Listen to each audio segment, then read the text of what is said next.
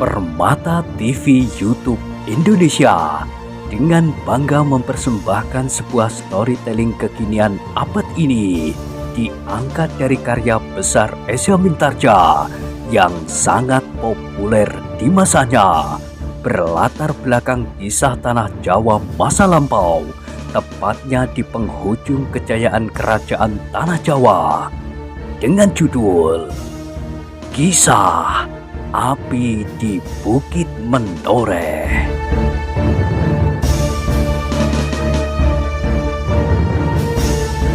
Pada kesempatan yang sangat baik ini, kita masuk pada episode yang ke-191. Selamat menikmati.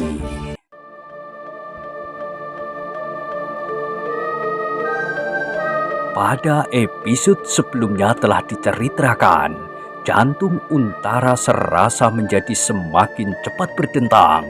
Tetapi apa yang dikatakan oleh Kitanu Metir itu tidak dapat disangkalnya.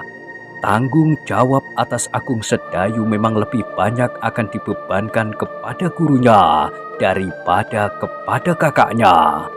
Karena itu maka Untara itu pun terdiam untuk beberapa saat.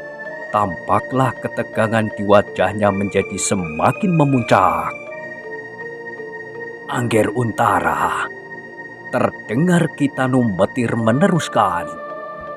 Mudah-mudahan aku dapat membantu Angger, membuat Angger Agung Sedayu menjadi seorang yang Angger harapkan. Aku akan membentuknya sesuai dengan keadaannya dan mempersiapkannya menjadi seorang yang cukup memiliki bekal untuk menjadi seorang yang namanya akan disebut-sebut di Istana Pajang. Tentang Angger Sekar Mirah, jangan kau hiraukan lagi. Aku mengharap bahwa Angger Sekar Mirah tidak akan menjadi penghalang, tetapi justru akan menjadi seorang yang dapat mendorong Angger Agung Sedayu untuk meletakkan cita-citanya setinggi bintang di langit. Untara masih tetap berdiam diri. Kini di dalam dadanya terjadi pergolakan yang sengit. Ia merasa berat sekali untuk mencabut dan merubah sikapnya. Namun ia dapat mengerti dan memahami pendirian Kitanu Metir.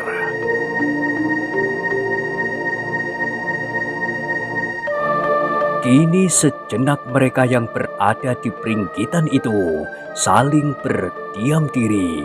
Untara mencoba mencari kemungkinan yang sebaik-baiknya yang dapat dilakukannya. Akhirnya Senopati muda itu berkata, Kiai, aku dapat mengerti pendirian Kiai, tetapi aku juga tidak dapat melepaskan keinginanku bahwa adikku akan menjadi orang yang mapan di hari depannya. Karena itu Kiai, apabila Kiai merasa bahwa Kiai dapat membantu aku menyelamatkan masa depan anak itu, maka aku dapat menyerahkannya kepada Kiai. Tetapi dengan jaminan bahwa Agung Sedayu tidak akan segera terikat dalam suatu ikatan yang dapat menutup kemungkinan-kemungkinan di masa datang. Maksud Angger Untara agar Angger Agung Sedayu tidak segera kawin sebelum memiliki cukup bekal untuk hidupnya. Begitu? Potong Kitanu Metir. Untara menjadi ragu-ragu sejenak, namun kemudian ia pun mengangguk. Ya, begitulah Kiai, dan tidak lagi mengalami kesulitan justru karena hubungannya dengan gadis itu.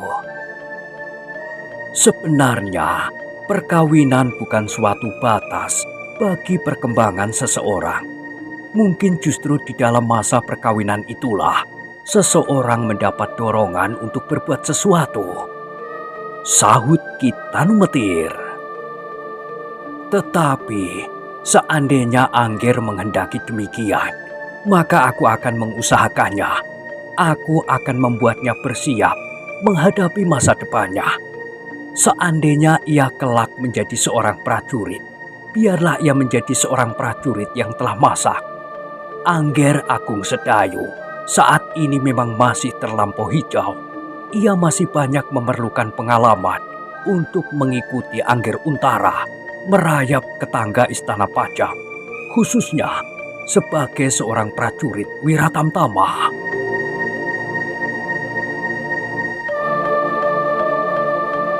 Sekali lagi Untara terbungkam. Ia tidak menemukan alasan untuk menyangkal pikiran Kitanu Metir itu. Karena itu, maka Untara itu pun kemudian berkata, "Baiklah Kiai, aku serahkan Agung Sedayu kepada Kiai. Tetapi ingat, aku sebagai kakaknya, pengganti Ibu Bopo, ingin agar Agung Sedayu mendapat tempat di dalam lingkungan keprajuritan, di mana ia akan mendapat kesempatan untuk langsung mengabdikan diri kepada negerinya. Aku akan menyesal apabila kelak Agung Sedayu tidak lebih daripada seorang yang hanya dapat menakut-nakuti pencuri-pencuri ayam di Padesan yang jauh dari pimpinan pemerintahan." Kitanu Metir menarik nafas dalam-dalam. Ia tahu benar bahwa cita-cita Untara melambung tinggi ke awang-awang, seperti cita-citanya sendiri dalam pengabdiannya terhadap negara dan tanah kelahirannya. Ia pun mengharap adiknya akan turut serta di dalam pengabdian itu. Tetapi sebagai manusia, maka Untara tidak luput pula dari pamrih. Ia ingin adiknya menjadi seorang yang namanya disebut-sebut di dalam sidang-sidang di istana, seperti juga namanya sendiri selalu disebut-sebutnya. "Baiklah, Angger," berkata Kitanu Metir. "Aku akan mencoba membantu perkembangan pribadinya, meskipun sebagian terbesar tergantung pada Angger Agung Sedayu sendiri. Aku akan mencoba menempuh jalan yang paling mudah bagi Angger Agung Sedayu. Kelak apabila datang saatnya, maka aku akan datang kembali membawa Angger Agung Sedayu.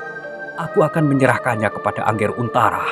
Seterusnya, jalan akan lebih lapang bagi Angger Agung Sedayu apabila ia bersama dengan Angger Untara."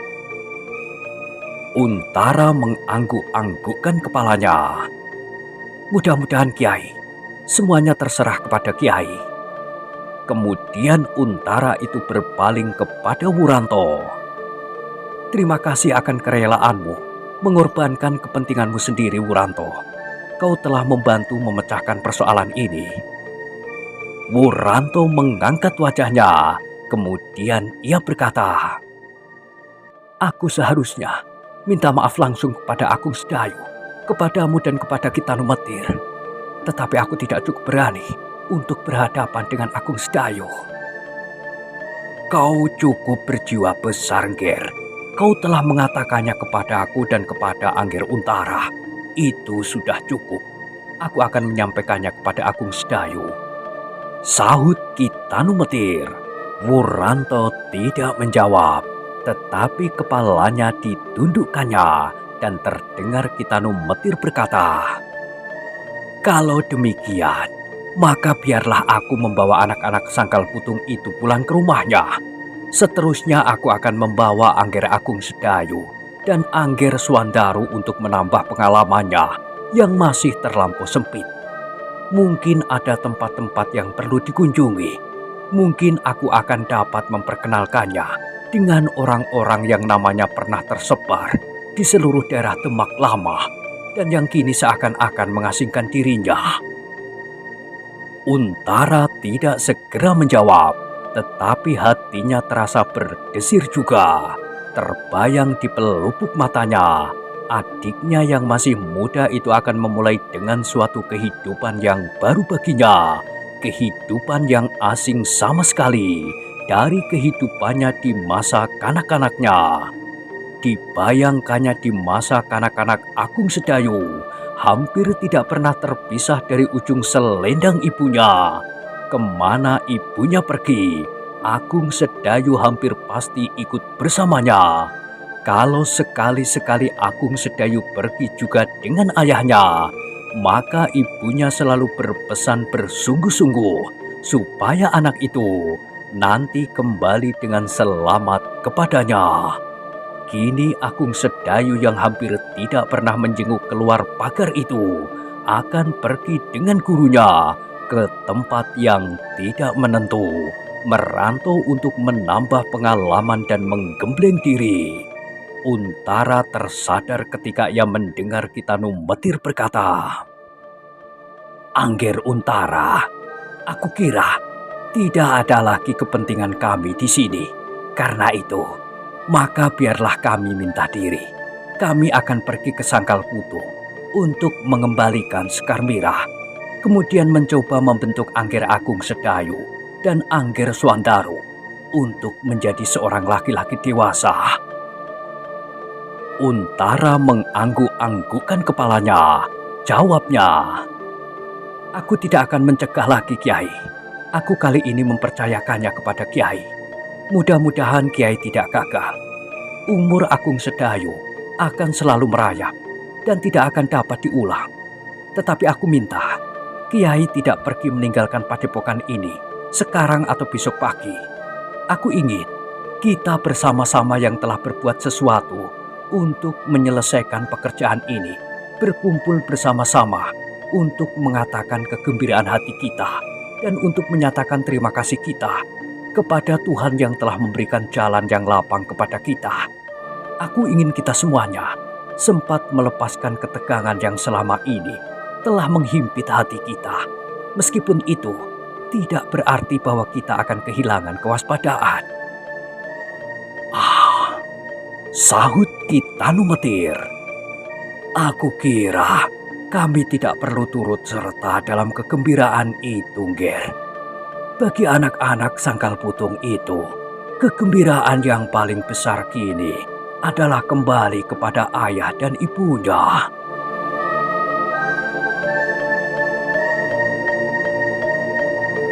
Untara mengangguk-anggukkan kepalanya, tetapi ia berkata, "Aku tahu, Kiai. Tetapi biarlah kegembiraan kita menjadi lengkap. Hari itu tidak akan terlampau lama. 2-3 hari kita akan menyelenggarakannya di Jati Anom. Seperti yang telah aku katakan, aku sudah mengirimkan beberapa orang untuk menemui Ki Demang di Jati Anom. Sayang bahwa hari-hari yang kita rencanakan itu tidak dapat dilakukan besok atau lusa.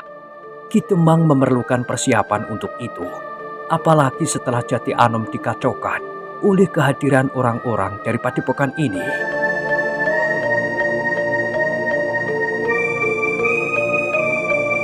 Kitanu Metir mengerutkan keningnya. Katanya, "Apakah Angger Untara benar-benar ingin menahan kami?" "Tentu, Kiai, terutama Agung Sedayu. Aku harus melepaskannya dengan beberapa pesan yang mudah-mudahan berguna baginya. Sebab aku telah memberikan perintah lain kepadanya. Akulah yang akan memberitahukan perubahan itu. Meskipun sebelumnya Kiai dapat mengatakan kepadanya. Tetapi ia harus mendengar dari mulutku bahwa perubahan itu hanyalah sekedar perubahan cara yang harus ditempuhnya. Bukan masalahnya, ia harus tetap menyadari betapa pentingnya membina hari depannya." Sekali lagi Kitanu Metir menarik nafas dalam-dalam. Ternyata Untara masih harus tetap menjaga kewibawaan dirinya di hadapan adiknya itu. Dan Kitanu Metir tidak akan dapat menyalahkannya. Maka jawabnya, "Kalau demikian, baiklah Angger. Aku akan memberikan beberapa penjelasan pendahuluan. Biarlah Angger Agung Sedayu datang sendiri kepada Angger Untara." "Baiklah, Kiai. Kalau begitu, aku segera minta diri, Nger. Aku akan kembali ke pondok, supaya aku tidak terlambat memberikan penerangan kepada adik Angger itu." Untara mengerutkan keningnya. "Kenapakah Agung Sedayu itu, Kiai?" Syarafnya menjadi tegang, hampir tidak dapat dikuasainya. Semalam ia tidak tidur sama sekali. Dan hampir-hampir saja aku tidak dapat melihatnya lagi di padepokan ini. Apa yang akan dilakukan? Tiba-tiba wajah Untara lah yang menjadi tegang. Kalau aku tidak segera datang dan mendengar apa yang mereka bicarakan serta mencegahnya, maka semalam Angger Agung Sedayu telah membawa Angger Swandaru dan Angger Sekar Mirah ke Sangkal Putung. Kenapa begitu?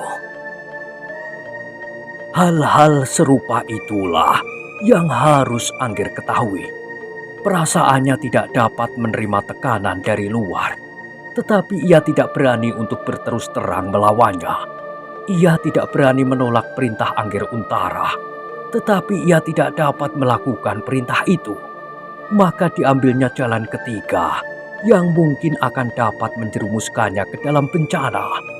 Kalau mereka bertiga benar-benar meninggalkan padepokan ini dan di ujung lereng tikungan, di luar padepokan ini, mereka bertemu dengan Kitambakwedi, Sidanti dan Argojoyo. Seandainya mereka masih berkeliaran di sini, maka mereka pasti akan menjadi endok Pangamun-amun. Untara menarik nafas dalam-dalam, dadanya menjadi berdebar-debar. Soal semacam ini baginya adalah soal yang baru. Hal yang demikian tidak pernah terjadi di kalangan keprajuritan, tetapi Agung Sedayu hampir melakukannya. Jadikanlah hal ini suatu pengalaman, berkata Ki Tanumetir. Betapa beratnya, namun akhirnya Untara menganggukkan kepalanya. Ya Kyai, untunglah bahwa hal itu belum terjadi. Dalam pada itu, dengan nada yang dalam Wuranto berdesis.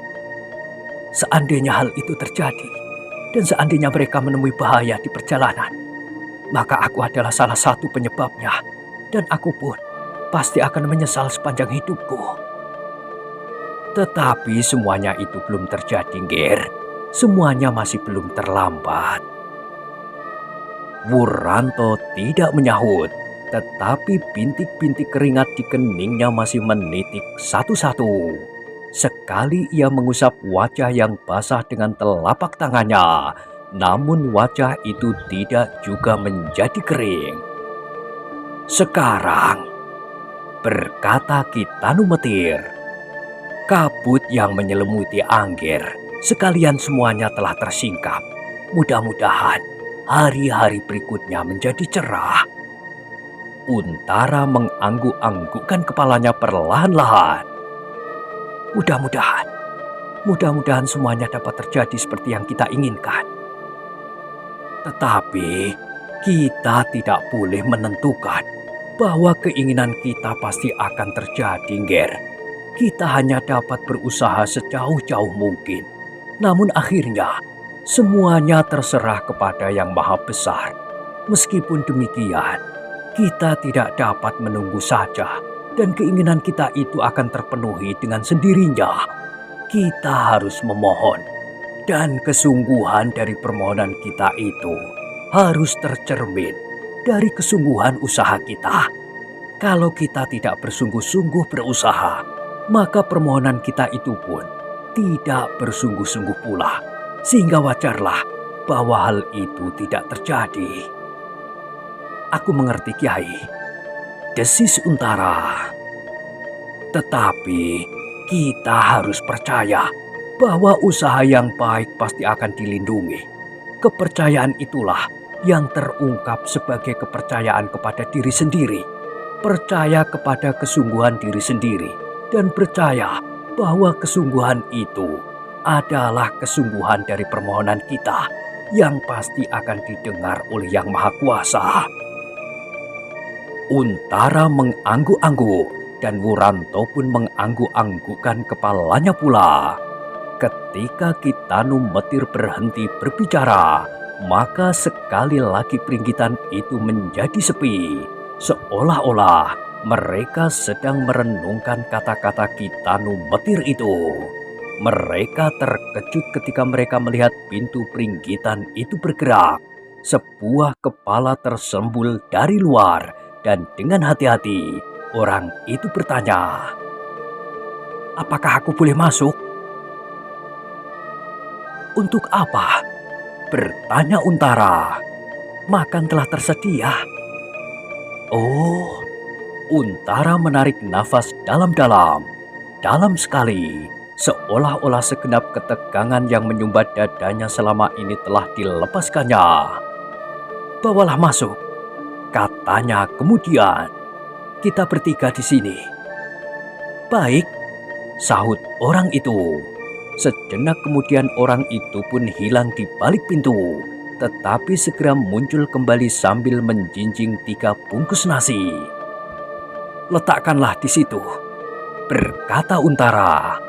Orang itu pun segera meletakkan ketiga bungkus nasi itu di atas geledek bambu. Kemudian ia pun segera meninggalkan ruangan itu. "Marilah Kiai, makan telah tersedia. Makanan medan perang, nasi tanpa lauk pauk." Kitano Metir tertawa. Katanya, "Hehehe, di medan perang kita masih dapat mengharap rangsum makanan, Ger. Tetapi di perantauan kita harus mencarinya sendiri. Bukankah begitu?" Untara pun tersenyum pula. "Ya Kiai," jawabnya. Kemudian kepada Wuranto ia berkata, "Marilah Wuranto." Sejenak kemudian, maka ketiganya pun telah membuka bungkusan masing-masing. Nasi putih dengan sejumput serundeng yang terlalu kering, sepotong kecil daging lembu dan sambal lombok merah. "Alangkah nikmatnya," desis Kitano Metir. "Semalam aku sama sekali tidak tidur. Karena itu, maka aku kini merasa sangat penat dan lapar. Nasi hangat ini benar-benar telah menghangatkan tubuhku." Untara tidak menyahut, tetapi ia tersenyum sambil mengangguk-anggukkan kepalanya. Ketika mereka telah selesai makan dan minum, maka Kitano Metir pun segera minta diri. Katanya, "Aku terlampau lama di sini. Aku telah minta diri untuk yang kesekian kalinya. Untunglah bahwa aku tidak segera pergi. Jika demikian, maka aku tidak akan mendapat bagian nasi serundeng. Apalagi apabila nanti sampai di pondokan Angger Agung Sedayu, rangsum telah dihabiskan oleh Angger Swandaro. Maka aku pun akan menjadi kelaparan. Sekarang, setelah aku kenyang, aku akan benar-benar minta diri, Ger." "Silahkan Kiai," jawab Untara. "Tetapi harapanku kali ini tergantung pada kebijaksanaan Kiai." Iya, aku mengerti," desis orang tua itu. "Aku harus segera sampai kepada Angger Agung Sedayu. Aku takut kalau jantungnya menjadi terlampau tegang dan justru akan berhenti berdetak, atau karena hatinya terlampau gelap, ia telah melakukan rencananya semalam, pergi dari padepokan ini." "Silahkan Kiai," sahut Untara sambil mengerutkan keningnya. Setelah minta diri pula kepada Wuranto, maka kali ini Kitano Metir itu pun berdiri dan melangkah perlahan-lahan meninggalkan peringgitan, diantar oleh Untara dan Wuranto sampai ke muka pintu. Ketika orang tua itu telah turun dari pendopo, maka terdengar Wuranto berdesis, "Aku menjadi malu sekali, Untara. Tak seorang pun yang tahu. Kami yang mengetahui persoalanmu, aku dan Kitano Metir, dapat memahami perasaanmu, dan kami mengagumi kebesaran jiwamu. Itu terlampau berlebih-lebihan. Jangan kau pikirkan lagi, semuanya telah selesai. Kalau kau tetap pada pendirianmu untuk melarang Agung Sedayu mengantar Sekar Mirah ke Sangkal Putung, maka hatiku akan menjadi terlampau parah. Aku adalah sebab dari persoalan ini, meskipun kau menyebut alasan-alasan yang lain. Tetapi sikapku yang gila selama ini adalah sebab yang terbesar dari keputusanmu. Lupakan, semuanya sudah selesai. Aku akan mencoba melupakannya, Untara." Sesaat Untara tidak menyahut, dipandanginya langkah Kitano Metir yang ringan di halaman Banjar Padepokan. Sejenak orang tua itu berhenti di gardu peronda. Untara tidak tahu apa yang dibicarakan oleh Kitano Metir dengan para penjaga di gardu itu. Tetapi ia melihat Kitano Metir itu tertawa. Sebenarnya, orang tua itu adalah seorang periang, berkata Untara di dalam hatinya. Tanpa sesadarnya ingatannya merayap kembali kepada masa yang telah dilampauinya.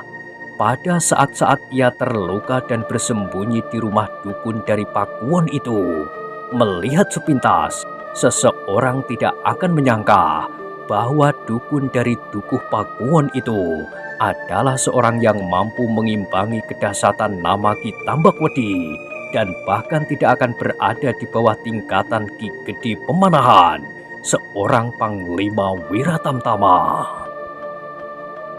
Aneh, pikir Untara. Orang ini seolah-olah sama sekali tidak mempunyai pamrih apapun dengan keadaan di sekitarnya. Ia berbuat seperti yang dikehendakinya. Kalau ia bersedia menghubungkan dirinya dengan kepentingan-kepentingan duniawi, maka ia tidak akan jauh dari kemungkinan-kemungkinan yang dapat dibanggakan, baik di dalam kedudukan maupun di dalam olah kanuragan. Dan keheranan itu semakin lama semakin dalam tergores di dinding hatinya. Untara itu mengenal nama-nama seperti Hadiwijoyo, Ki Gede Pemanahan, Ki Penjawi, Ki Juru Mertani, Ki Monjonegoro, Ki Wurakil, Haryo Penangsang, Ki Mantahun, Ki Sumangkar, Ki Tambakwedi, dan yang lain-lain. Semuanya ada di dalam dunianya masing-masing. Semuanya memiliki pamrihnya sendiri-sendiri. Meskipun Ki Tambakwedi tidak berada di dalam lingkungan istana manapun, Demak, Pajang ataupun Jipang, juga tidak Cirebon dan Banten, namun ia justru terlampau dikuasai oleh pamrihnya sendiri. Mas Karepet itu pun didorong oleh pamrih-pamrih duniawi tertentu, berkata Untara pula di dalam hatinya. Terutama setelah Demak menjadi kosong, ditambah lagi dengan 2 gadis yang dijanjikan oleh Kanjeng Ratu Kalinyawat. Tetapi orang ini benar-benar aneh. Ia tinggal di padukuhan yang kecil sebagai seorang dukun, tidak lebih daripada itu. Untara menarik nafas dalam-dalam. Ia tersadar ketika ia sudah tidak melihat lagi Ki Tanu Metir di halaman itu. Ternyata orang tua itu telah meninggalkan gardu. Ketika Untara itu berpaling, ia masih melihat Wuranto berdiri di sampingnya. Oh, Untara berdesis. Marilah, duduklah. Wuranto tidak menjawab, tetapi diikutinya Untara melangkah kembali ke bentangan tikar pandan di peringgitan itu.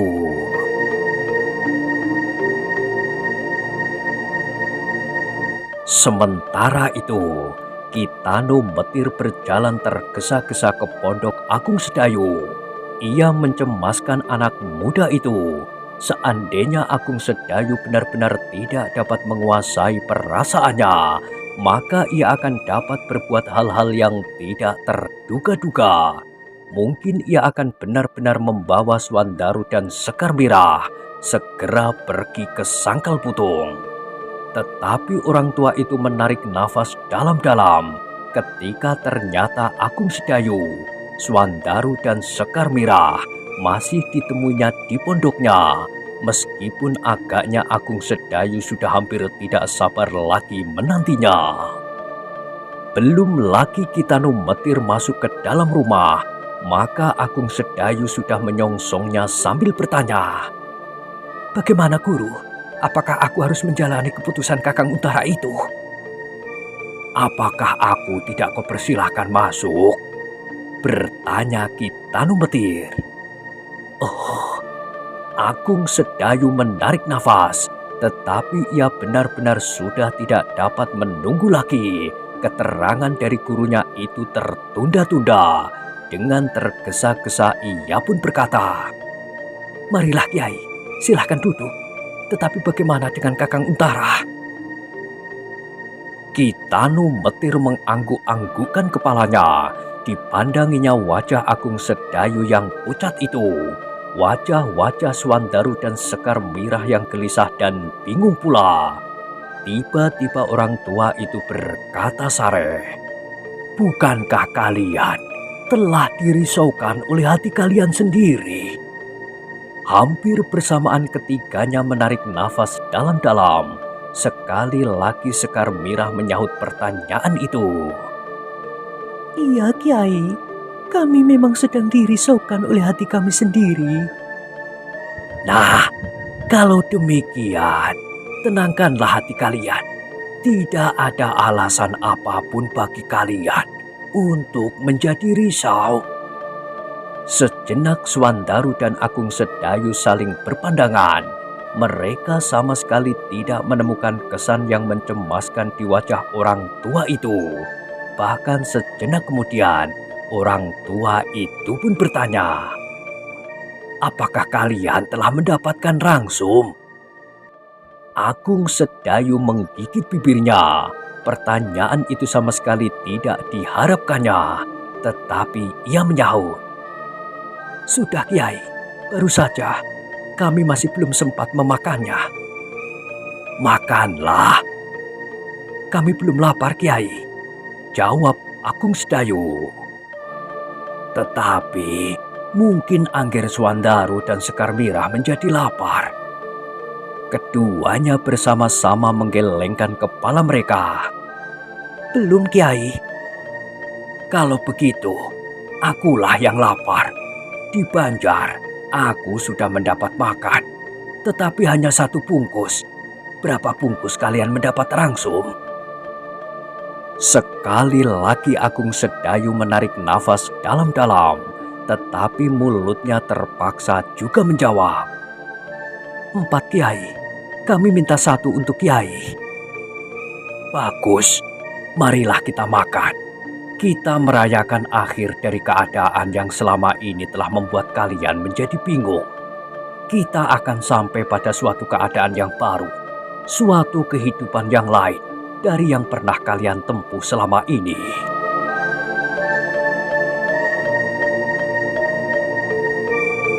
Awan yang putih kemerah-merahan mengapung di langit. Matahari yang telah perlahan-lahan turun ke punggung gunung berapi. Sinarnya semakin lama menjadi semakin pudar. Burung-burung seriti terbang bergumpal-gumpal mengitari sebatang pohon beringin. Ratusan bahkan ribuan sehingga seolah-olah mendung yang gelap mengambang di langit. Lamat-lamat terdengar kentongan di gardu. Di pintu gerbang Padepokan Tambakwedi memecah keheningan senja. Suaranya mengumandang memenuhi lereng Gunung Merapi, bertalu-talu seperti dibunyikan berulang kali. Seorang prajurit muda yang berdiri di depan gardu di samping regol Padepokan itu berbisik kepada kawannya, "Besok kita turun ke Jati Anom." "Iya," sahut kawannya yang masih muda pula. "Suasana yang tegang selama ini akan berakhir. Kita akan terlepas dari cara hidup yang keras dan kasar ini. Di Jati Anom akan diselenggarakan sekedar keramaian untuk menyatakan kegembiraan hati atas kemenangan kita. Dengan hancurnya Tambakwedi, maka seolah-olah di bagian selatan ini telah tidak ada lagi gangguan apapun bagi Pajang." Tiba-tiba kawannya mengerutkan keningnya. Katanya, "Tetapi kita akan segera ditarik dan dikirim ke pesisir utara. Kita harus berkelahi lagi melawan orang-orang pesisir." Kawannya menggelengkan kepalanya. "Tidak, peperangan di pesisir pun sudah semakin tipis. Tidak banyak lagi perlawanan yang harus dihadapi oleh Pajang. Setidak-tidaknya kita akan mendapat beberapa hari libur, pulang ke rumah, dan berada di lingkungan keluarga, anak dan istri, meskipun kita kelak harus bertempur lagi." "Pekerjaan kita memang berkelahi," sahut prajurit muda yang pertama. "Kita adalah orang-orang yang dibentuk untuk berkelahi." "Iya, kita memang telah menyatakan diri kita Sebagai seorang prajurit, pekerjaan prajurit adalah bertempur.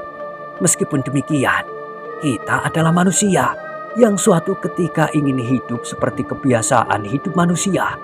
Berkeluarga, bercakap-cakap dengan istri, dan bermain-main dengan anak-anak.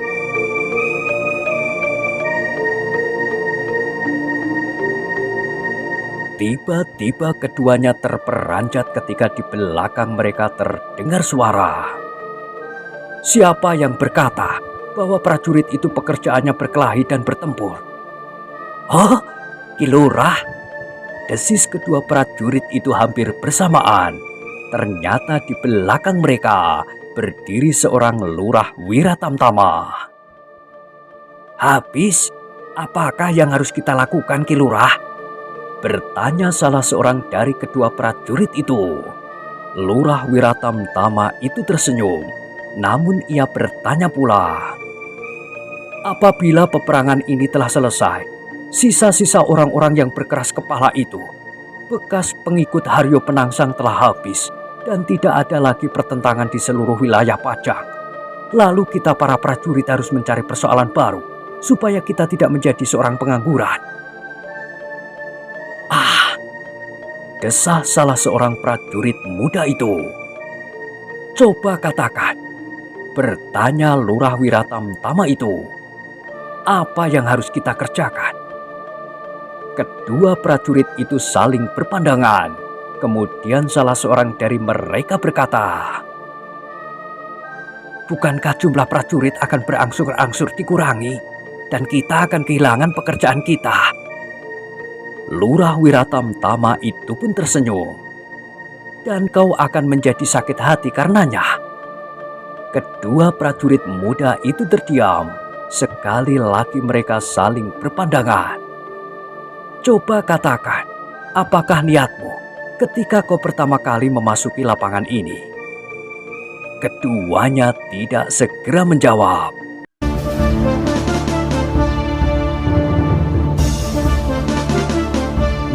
Nah, bagaimanakah kisah selanjutnya?